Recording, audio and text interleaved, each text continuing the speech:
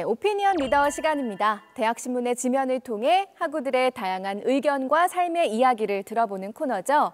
원대신문의 목소리부터 한번 들어볼게요. 사설 중에서 HMR 식품과 건강 지킴이라는 제목의 글부터 볼까요? 요즘 마트에 가면 HMR 식품을 흔하게 볼 수 있다. HMR 식품이란 홈밀 리플레이스먼트 또는 가정 간편식이라고 하는 용어로서 우리의 식생활 변화와 더불어 식품 산업의 변화에 영향을 미치는 새로운 개념이다. HMR 식품이란 별도의 조리 과정 없이 또는 단순 조리 과정을 통해 섭취할 수 있도록 제조, 가공, 포장되어진 반조리 또는 완전 조리 형태의 식품을 의미한다. 동네 편의점에 가면 흔히 볼 수 있는 포장된 도시락, 김밥, 햄버거 등 즉석 섭취식품이나 식물성 식품을 세척 절단 등으로 가공 처리된 샐러드, 새싹채소 등의 신선 편의식품, 그리고 구매 후 단순 가열의 과정을 거쳐 섭취할 수 있는 국, 탕, 순대, 스프 등의 즉석 조리식품 등이 모두 HMR 식품들이다. 조금은 생소한 HMR 식품에 대해서 이렇게 설명하고 나서 이런 식품을 구매할 때 고민해야 할 몇 가지를 제시하고 있는데요. 어떤 것들인지 그 부분을 읽어볼게요.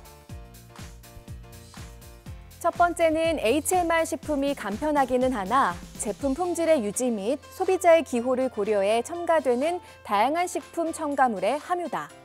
다시 말해 우리의 건강에 꼭 필요하지 않은 다양한 식품 첨가물의 함유 및 이를 우리는 섭취하는 것이다.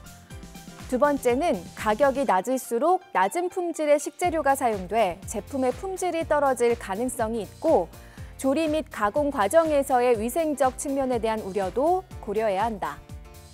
세 번째로 식품을 담는 용기의 재질의 안전성 보고는 제시되고 있으나 여러 건강과의 관련성에 대한 우려 및 생태계와 자연 환경 오염 측면에서의 영향을 고려해야 한다. 자, 이어서 임지환 기자가 쓴 칼럼을 한번 볼까요? 제목은 정보 파놉티콘, 감시 사회에 대한 우리들의 자세인데 어떤 내용인지 함께 보겠습니다. 정부와 지자체에서 코로나19 확진자의 행적을 재난 문자를 통해 공개하는 과정에서 비롯된 사생활 침해 논란이 대두되고 있다. 방역을 위해 허용되는 사생활이나 인권 침해의 범위가 어디까지인지 애매하다는 점이 그 원인이다. 이에 우리 사회 일각에서는 국가가 권력으로 국민을 통제하고 감시하는 행위가 정당화될 수 있다는 우려의 목소리가 잦아들지 않고 있다. 과거 1791년 영국의 철학자이자 법학자인 제러미 벤담은 파놉티콘이라는 이름의 원통 모양 감옥을 만들자고 제안했다. 파놉티콘은 그리스어로 모두를 뜻하는 판과 보다를 뜻하는 옵티콘을 합성한 단어로 소수의 감시자가 자신을 드러내지 않고 모든 수용자를 감시할 수 있는 형태의 감옥을 의미한다. 이 감옥은 중앙의 원형 공간에 높은 감시탑을 세우고 감시탑 바깥 둘레를 따라 죄수들의 방을 만들도록 설계됐다. 중앙의 감시탑은 어둡게, 죄수들의 방은 밝게 만든 게 특징인데 그로 인해 역광선 효과로 감시자들은 죄수를 감시하지만 죄수들은 자신의 감시 여부를 알 수 없게 된다. 결국 규율과 감시에 내면화된 죄수들은 자신을 스스로 감시하게 된다.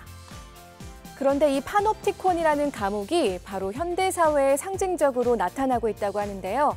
정말로 우리가 살고 있는 세상을 파놉티콘으로 표현할 수 있을지 임 기자의 설명을 조금 더 들어볼게요. 파놉티콘은 오늘날에 이르러 정보 파놉티콘으로 불린다. 죄수들은 작은 감옥 안에서 어디든지 갈 수 있는 넓은 세상으로 나왔지만 그들을 지켜보는 감시자들 또한 어디든지 존재하기 때문이다. 현대판 죄수인 우리들은 단순한 감시에서 정보로 진화한 통제와 규율 아래 살아가고 있다. 이는 여러 정보통신 기기나 시스템으로 인한 감시 체계를 뜻한다. 대표적으로 CCTV, GPS를 비롯해 신용 체크카드, 휴대폰, 공중전화, SNS 등의 인적 사용 기록과 최근에는 QR코드를 활용한 전자출입 명부까지 다양한 수단이 존재한다. 물론 각종 범죄를 사전에 방지하고 해결하거나 요즘 코로나19 감염 예방과 같은 선한 의도는 이해하고 충분히 받아들일 수 있다. 하지만 개인정보를 누군가 마음대로 들여다보는 것은 달갑지 않은 사실이다. 우리는 코로나19 사태로 화두에 오른 정보 파놉티콘, 즉 감시사회에 대해 깊이 있게 생각해 볼 필요가 있다. 개인정보가 노출되거나 악이용당하는 감시사회의 허점을 보완하기 위해서는 먼저 이를 위해 실효성이 있는 또 다른 새로운 법안이 필요해 보인다. 또한 본인 스스로가 개인정보를 소중히 다루는 인식이 필요하다고 생각한다. 덧붙여 국가에서는 모두가 납득할 수 있는 코로나19 확진자의 개인정보와 동선 공개의 기준, 국가의 감시사회가 허용될 수 있는 범위 등을 마련해야 한다.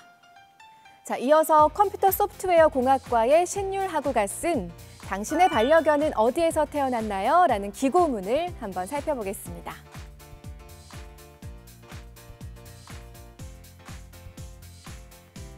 매년 증가하고 있는 반려견들은 어디서 오는 것일까?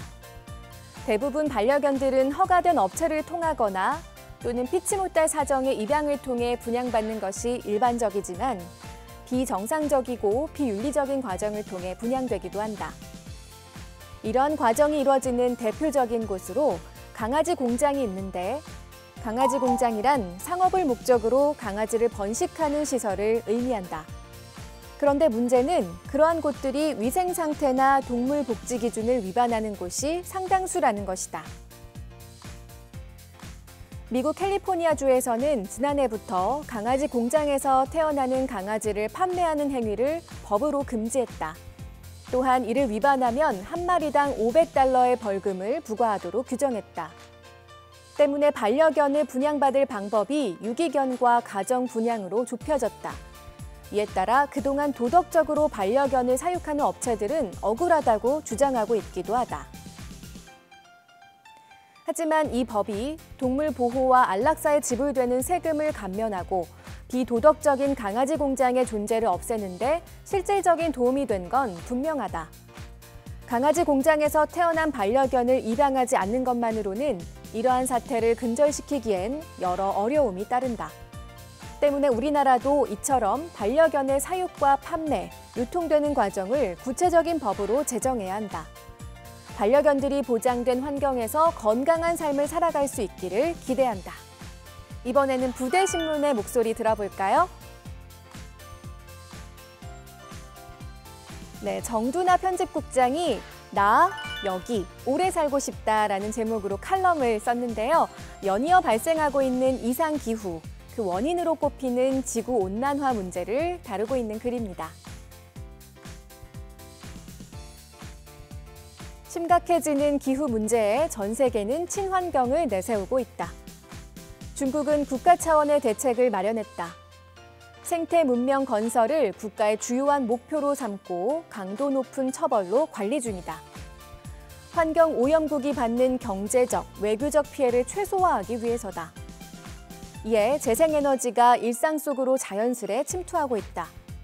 미국은 일상의 노력이 국가를 개혁하고 있다. 친환경을 지향하는 소비자에 따라 환경을 보호하려는 기업이 많아진 것이다. 이런 활동으로 중국과 미국은 빠르게 환경 선진국이 되고 있다. 석탄 소비량은 급격하게 떨어졌고 재생에너지 보급률은 단기간에 높아졌다. 그렇다면 우리나라의 현주소는 어떨까요? 국가 차원의 노력도 그렇지만 일반 시민들의 인식 또한 환경이라는 문제에 대해 관심이 부족한 게 사실이죠. 그 부분 지적한 내용을 읽어보겠습니다.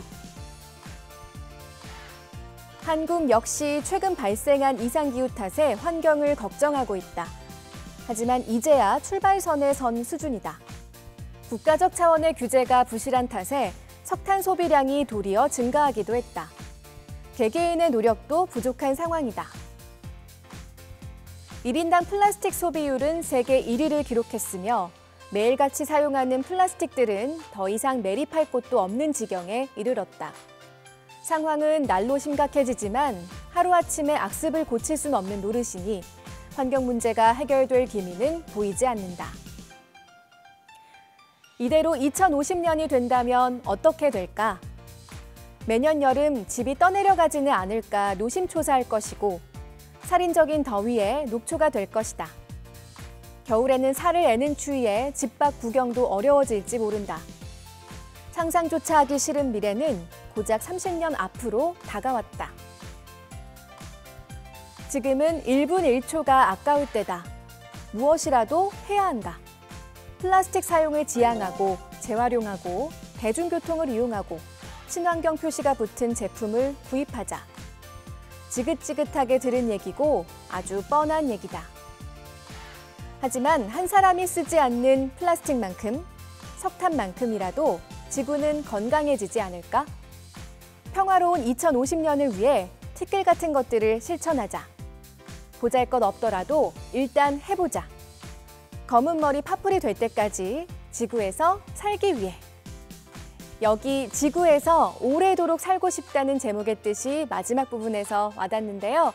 우리가 살고 있는 지구를 우리 스스로 잘 지켜야겠다고 다짐하면서 오피니언 리더 여기서 정리할게요. 다음 코너로 이동합니다.